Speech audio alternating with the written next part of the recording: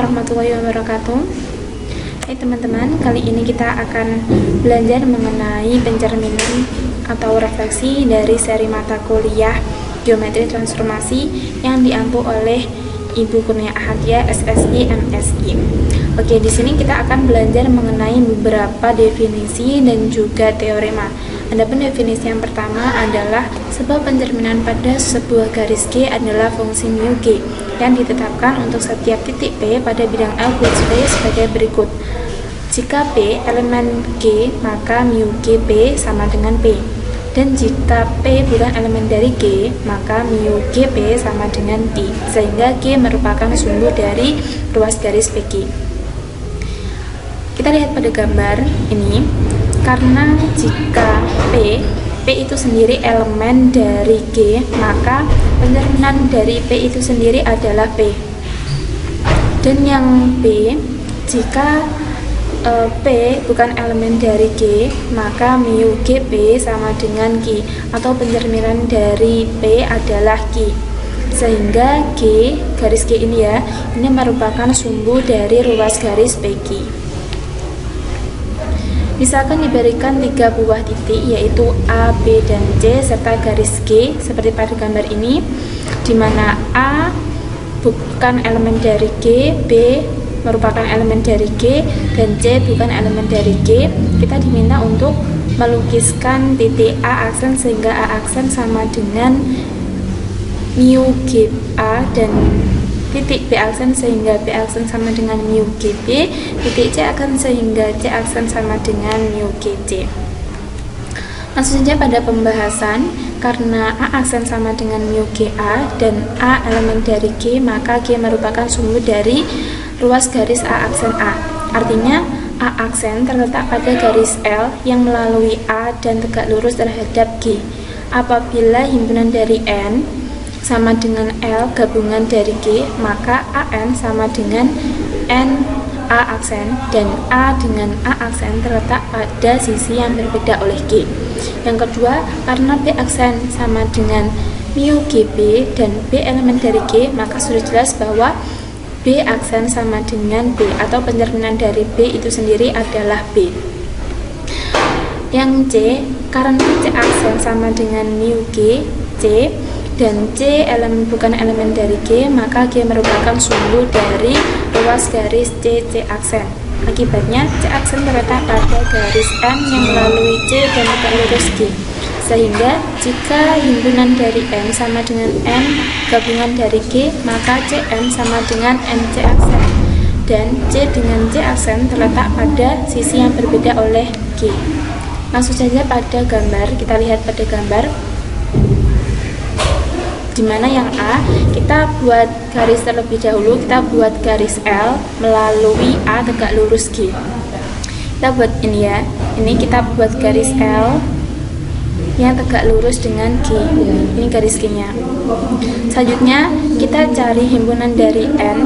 Himpunan dari N ini yang dimana merupakan L gabungan dari G, seperti ini. Lalu buatlah ruas garis NA aksen kongruen ini, NA aksen kongruen dengan AN, sehingga NA aksen ini elemen dari L dengan A terletak pada sisi yang berbeda oleh G. Yang kedua sudah jelas ya, karena B merupakan elemen dari G, maka pencerminan dari B adalah B itu sendiri.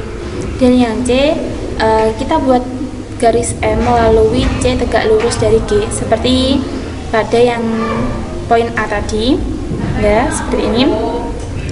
Lalu kita cari himpunan dari M yang merupakan M gabungan dari G.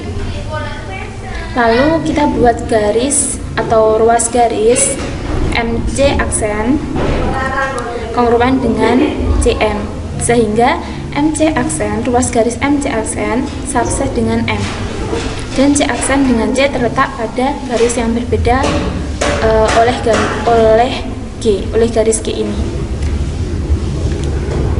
Nah, selanjutnya adalah pencerminan sebagai suatu isometri. Teorema 2.1, di mana setiap pencerminan pada garis merupakan suatu isometri lawan. Pembuktian berdasarkan pengetahuan pada definisi 2.1 dan definisi 2.5, ini yang sudah kita bahas pada modul sebelumnya ya, yang sudah kita pelajari, serta teorema 2.4. Teorema ini tadi dapat ditunjukkan melalui 4 tahapan, yaitu jadi untuk membuktikan bahwa pencerminan suatu isometri ada 4 tahapan. Yang pertama adalah kita buktikan bahwa pencerminan suatu transformasi. Yang kedua, pencerminan suatu transformasi lawan. Yang ketiga, pencerminan suatu isometri. Dan keempat adalah pencerminan suatu isometri lawan. Lalu kita ambil sembarang pencerminan, namakan dengan μ(G).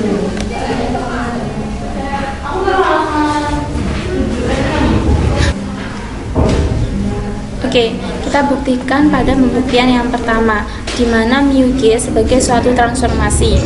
Langkah yang pertama adalah kita buktikan bahwa μ(G) merupakan suatu fungsi dari V ke V, atau V merupakan bidang Euclides. Nah, berdasarkan definisi 2.6, jelas bahwa domain dari μ(G) adalah V. Sedangkan daerah hasil dari μ(G) juga pada V, sebab apabila kita mengambil X elemen dari V, X elemen dari G, atau X bukan elemen dari G. Nah, untuk X elemen dari G, μ(Gx) sama dengan X elemen V.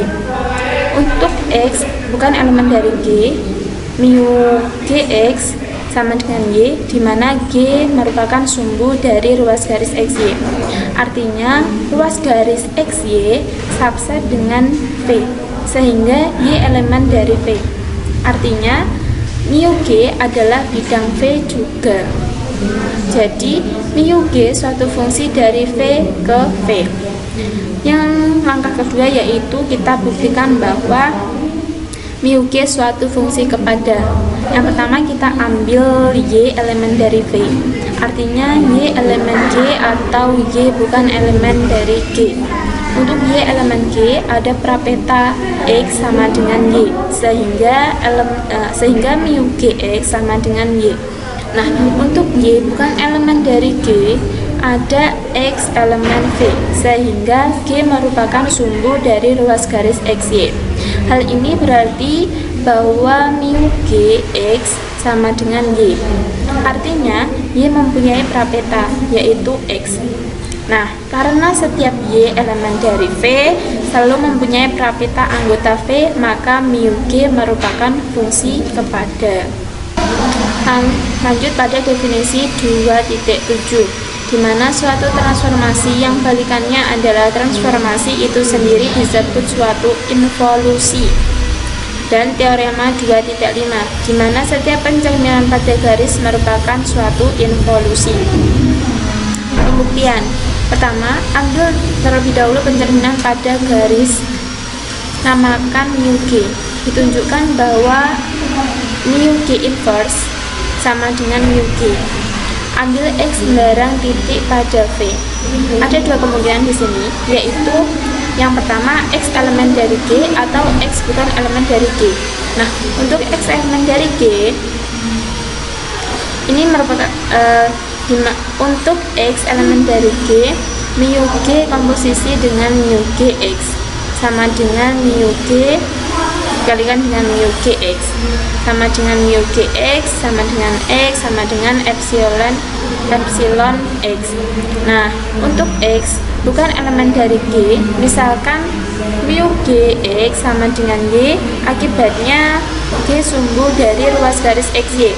Artinya sama dengan G sumbu dari ruas garis XY, sebab ruas garis XY sama dengan ruas garis YX. Jadi μ(Gy) sama dengan X. Perhatikan bahwa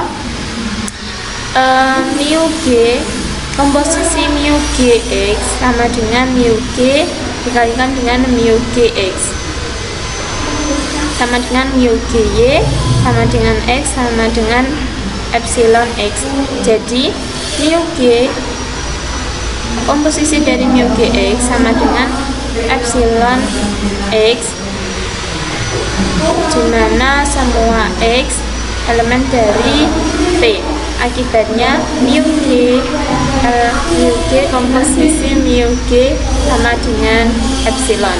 Jadi mu G inverse sama dengan mu G. Demikian yang dapat kami sampaikan, semoga bermanfaat dan dapat dipahami dengan mudah. Akhirul kalam, wassalamualaikum warahmatullahi wabarakatuh.